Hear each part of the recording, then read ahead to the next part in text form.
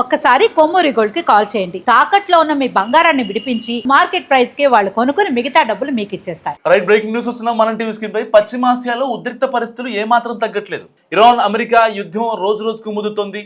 Iran పై Israel America దళాలు విరుచుకుపడుతున్నాయి. అదే సమయంలో ఇరాన్ ఆ దేశాలపై ప్రతీకార దాడులు చేస్తుంది. సో ఇక ఇరాన్కు ఇప్పటికే అమెరికా అధ్యక్షుడు ట్రంప్ చాలాసార్లు వార్నింగ్ ఇచ్చారు. హార్మోజ్ జలసంధిని తెరవాలని, సంధి చర్చలకు సహకరించాలని అల్టిమేట్ ఇచ్చారు. సో అయినా ఇరాన్ ట్రంప్ మాటలను పెడచెవిన పెడుతోంది, యుద్ధాన్ని భీకరంగా కొనసాగిస్తోంది. ఈ పరిణామాల మధ్య ట్రంప్ మరోసారి ఇరాన్కు అల్టిమేటం జారీ చేశారు. అంతర్జాతీయ చమురు రవాణాకు కీలకమైన హార్మోజ్ జలసంధిని ఇరాన్ తక్షణమే తెరవాలని ట్రంప్ మరోసారి అల్టిమేటం జారీ చేశారు. లేకపోతే 48 గంటల్లో పవర్ ప్లాంట్లు, బ్రిడ్జిలపై దాడులు చేస్తామని వార్నింగ్ ఇచ్చారు. సో ఈ మేరకు ఇరాన్పై బూతులతో రెచ్చిపోయారు ట్రంప్. హార్మోజ్ జలసంధిని తెరవండి బాస్టర్డ్స్ అంటూ ఫైర్ అయ్యారు ఆయన. లేదంటే నరకానికి పంపిస్తా, చూస్తూ ఉండండి, అల్లాను ప్రార్థించండి అంటూ ట్రంప్ తన సొంత సామాజిక మాధ్యమైన ట్రూత్ సోషల్లో పోస్ట్ చేశారు. ఇరాన్ మాత్రం ట్రంప్ మాటలను అస్సలు లెక్క చేయట్లేదు, దాడులను కొనసాగిస్తూనే ఉంది. ఇప్పటికే గల్ఫ్ దేశాలపై విరుచుకుపడుతుంది ఇరాన్. కువైట్ను మంటల్లో పెట్టేసింది. సో ఇదివరకే ట్రంప్ ఇరాన్పై కీలక వ్యాఖ్యలు చేశారు, తెలిసిందే మనకి. హార్మూజ్ జలసంధిని ఇరాన్ ఓపెన్ చేయకపోతే తీవ్ర పరిణామాలు ఉంటాయని ట్రంప్ స్పష్టం చేశారు. ఒప్పందం చేసుకునేందుకు లేదా హార్మూజ్ను తెరిచేందుకు 10 రోజులు గడువు ఇచ్చాను. సో సమయం మించిపోతుంది, ఇక కేవలం 48 గంటలే సమయం ఉందంటూ ఆయన ఒక ట్వీట్ చేశారు. చూస్తున్నారు, డొనాల్డ్ ట్రంప్ చేసిన ట్వీట్ని మనం టీవీ స్క్రీన్పై ఎక్స్క్లూజివ్గా.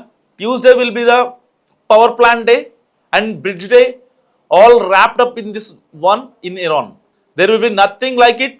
Open the fucking strait, you crazy bastards, or you will be living in hell. Just watch. Praise to be Allah, President Donald Trump. So, మంగళవారం భారత కాలమాన ప్రకారం మంగళవారం రాత్రి 8 గంటలకల్లా ఆయన పెట్టిన 48 అవర్స్ డెడ్ లైన్ ముగియనుంది. ఈ లోపల గనక హార్మోజ్ని తెలియకపోతే ఒక పవర్ ప్లాంట్లు అండ్ బ్రిడ్జిల్ని అన్నిటినీ కూల్ చేస్తాం. ఓపెన్ ద ఫకింగ్ స్ట్రైట్, ఆయన అంటే బూతు పదజాలాన్ని వాడారు. So you crazy bastards, you will be living in hell, మీ సంగతి చూస్తా. So praise to be Allah, మీ అల్లాకి ప్రార్థన చేసుకోండి, ఒకవేళ మీరు తెరవకపోతే ఏం జరుగుతుందో చూడండి అని చెప్పి డొనాల్డ్ ట్రంప్ తనదైన రీతిలో ఒక ట్విట్టర్ పోస్ట్ చేశారు. సో మరి ఎలా ఉండనుంది మంగళవారం రాత్రికి హార్మోజ్ జలసంధి తెరుస్తుందా? ఇటు ఇరాన్ ఏమో మేం తెరుస్తాం, మాకు జరిగిన నష్టాన్ని మీరు ఆ పరిహారం రూపంలో ఇప్పించండి అని చెప్పి ఇటు ఇరాన్ చెప్తున్న పరిస్థితి. మరి ఇలాంటి నేపథ్యంలో ఏం జరగబోతుంది మంగళవారం? ఇప్పటికే చాలాసార్లు హార్మోజ్ని తెలవాలని డొనాల్డ్ ట్రంప్ చాలా ఘాటుగా వార్నింగ్ ఇచ్చారు ఇరాన్కి. ఇప్పటికే అమెరికా బలగాలు కూడా ఈ యొక్క హార్మోజ్ దగ్గరికి కావచ్చు, ఇటు ఇరాన్ దేశ సరిహద్దుల్లో కావచ్చు గట్టిగా మోహరించాయి. సో ఇరాన్పై అమెరికా అధ్యక్షుడు డొనాల్డ్ ట్రంప్ తీవ్ర వ్యాఖ్యలు చేశారు. హార్మోజ్ జలసంధిని తక్షణమే తెరవాలని హెచ్చరించారు.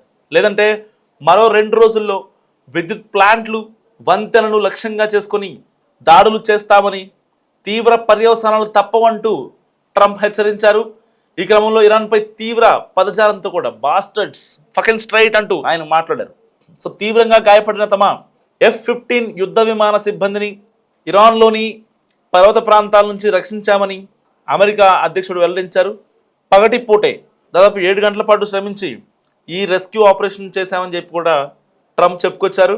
పౌరులకు, విమానాలకు ఎక్కువ ప్రమాదం ఉండే ఇలాంటి ఆపరేషన్ చాలా అరుదని కూడా చెప్పారు. అంటే ఇలాంటి ఆపరేషన్ చేసిన డొనాల్డ్ ట్రంప్ గట్స్ని మనం పొగడాలి.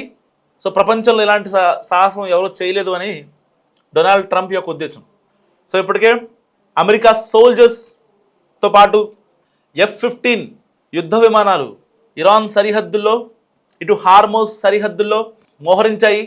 కానీ ట్రంప్ మాటలను లెక్క చేయని ఇరాన్ అదే పనిగా సరిహద్దు అరబ్ దేశాల్లోని మౌలిక సదుపాయాలు, ఆర్థిక వనరులపై దాడులకు పాల్పడుతోంది.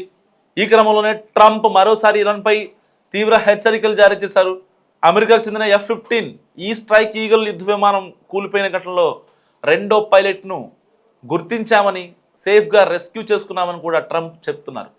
ఆ పైలట్ సురక్షితంగా ఉన్నాడని, అండ్ అమెరికా సైన్యం ఆధీనంలో ఉన్నట్లు పేర్కొన్నారు డొనాల్డ్ ట్రంప్. సో ఈ నెల 3న అమెరికాకు చెందిన యుద్ధ విమానాన్ని ఇరాన్ కూల్చివేసిన విషయం అందరికీ తెలిసిందే.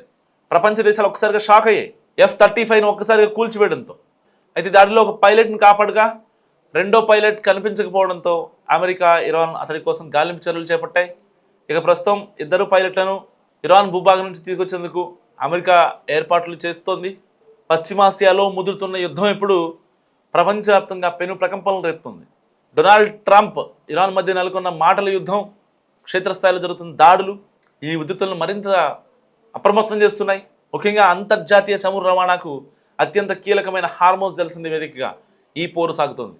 హార్మోజ్ జలసంధిని తక్షణమే తెరవాలని ఇరాన్కు ట్రంప్ అత్యంత కఠినమైన హెచ్చరికలు జారీ చేస్తున్నారు.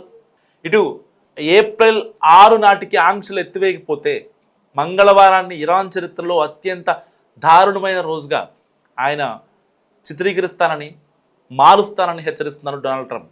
ఒకటేంటి, బ్రిడ్జ్లు ఏంటి, పవర్ ప్లాంట్లు ఏంటి, ఆయిల్ రిఫైనరీస్ ఏంటి, సో ఎలా ఉంటుందో సర్వనాశనం చేస్తా ఇరాన్ని, అవసరమైతే అక్కడ చరువు నిల్వలను కూడా స్వాధీనం చేసుకుంటానని డొనాల్డ్ ట్రంప్ సంచలన వ్యాఖ్యలు చేశారు.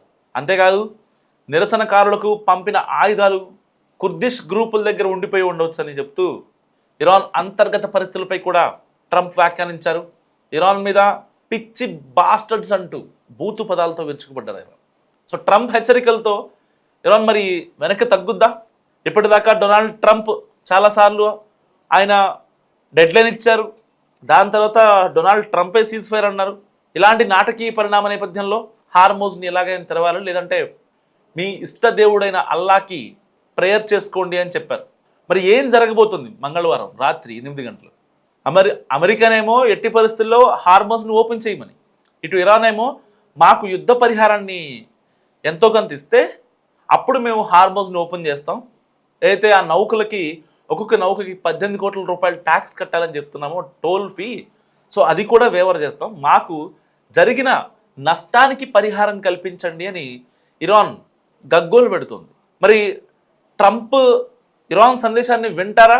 ఆల్మోస్ట్ యుద్ధం ఫైనల్ చివరి అంకానికి చేరుకుందని చెప్పుకోవచ్చు ప్రస్తుత పరిస్థితులు చూస్తుంటే. సో ట్రంప్ తన దేశాన్ని, ప్రతి అమెరికా కుటుంబాన్ని నరకంలోకి లాగుతామని చాలా గట్టిగా చెప్తుందా? మరి ఇరాన్ తగ్గే అవకాశం ఉందా? మస్ట్గా మీరు కామెంట్ చేయండి. ఎందుకంటే ఇప్పటిదాకా ఇరాన్ ఇజ్రాయెల్ వార్లో ఇరాన్ చాలా ప్రతిఘటించింది, చాలా డిఫెండ్ చేసింది అమెరికాని. పెద్ద యుద్ధ విమానాలను కూడా F-35 లాంటి ఈగల్ వార్ వెపన్స్ని కూడా నేలమట్టం చేసేసింది. ఎవరు ఎక్స్పెక్ట్ చేయలేదు అసలు. ఒకవేళ చైనాకి అమెరికాకి ఇలాంటి యుద్ధాలు జరిగితే అప్పుడు చైనా కూల్చివేయచ్చేమో, ఒకవేళ రష్యాకి అమెరికాకి యుద్ధం జరిగితే కూల్చివేయచ్చేమో Russia, maybe or may not. But ఇక్కడ మే నాట్ అనడానికి ఛాన్స్ లేదు, ఇరాన్ కూల్చివేసింది. సో మరి ఇజ్రాయెల్ ప్రధాని నెతన్యాహు ఆదేశాలను పాటిస్తూ పశ్చిమాసియాను ట్రంప్ దహనం చేస్తున్నారని, ఈ యుద్ధ నేరాల వల్ల అమెరికాకు ఎలాంటి లాభం ఉండదని హితవు పలికారు. సో ఇరాన్ సైనిక కమాండర్లు సైతం ట్రంప్ వ్యాఖ్యలను తెలివి తక్కువ చర్యలు కొట్టిపారేస్తూ యుద్ధం వస్తే అమెరికాకు ఊబిలా మారుతుందని హెచ్చరించారు. ఇటు ఓపెన్ సోర్స్ ఇంటెలిజెన్స్ నివేదికల ప్రకారం ఈ ఘర్షణల్లో అగ్రరాజ్యం అమెరికాకు ఊహించని స్థాయిలో నష్టం వాటిల్లింది. ఇరాన్ దాడుల్లో అమెరికా ఇప్పటి వరకు 18 యుద్ధ విమానాలను కోల్పోయింది. వీటిలో కోట్లు విలువైన F-15E ఫైటర్ జెట్స్ ఉన్నాయి, A-10 థండర్ బోల్ట్ విమానాలు ఉన్నాయి, అలాగే భారీ నిఘా విమానమైన బోయింగ్ E-3 సెంట్రీ కూడా ఉంది. సుమారు 4700 కోట్ల విలువైన 17 MQ-9 రీపర్ డ్రోన్లు కూడా నేలమట్టం అయ్యాయి. ఇంత భారీ స్థాయిలో యుద్ధ సామాగ్రి కోల్పోవడం అమెరికా రక్షణ రంగానికి పెద్ద ఎదురు దెబ్బ. సో ప్రపంచ చమురు సరఫరాలో 20% వాటా హార్మోజ్ జలసంధి మార్గం ద్వారానే జరుగుతుంది. ఒకవేళ ఇరాన్ ఈ జలసంధిని పూర్తిగా మూసేస్తే ప్రపంచవ్యాప్తంగా చమురు ధరలు ఆకాశాన్ని తాగుతాయి. ఇది కేవలం అమెరికా కాకుండా ప్రపంచ దేశాల ఆర్థిక వ్యవస్థలన్నింటినీ దెబ్బతీస్తుంది. సో ట్రంప్ విధించిన గడువు ముగియనుండడంతో మంగళవారం రాత్రి 8 గంటల తర్వాత అమెరికా ఎలాంటి చర్యలు దిగుతుంది, ఇరాన్ ఎలా ఎదురు దాడి చేస్తుంది అనే అంశాలపై ఇప్పుడు ప్రపంచం మొత్తం ఉత్కంఠతో ఎదురు చూస్తోంది. ఒకవేళ చర్చలు విఫలమైతే పశ్చిమాసియా మరో పెను యుద్ధానికి వేదిక కావడం చాలా క్రిస్టల్ క్లియర్గా మనకు కనిపిస్తుంది. సో మరి ఈ యుద్ధంలో ఎవరు గెలుస్తారు, ఇరానా అమెరికానా? మస్ట్గా కామెంట్ చేసే ప్రయత్నం చేయండి.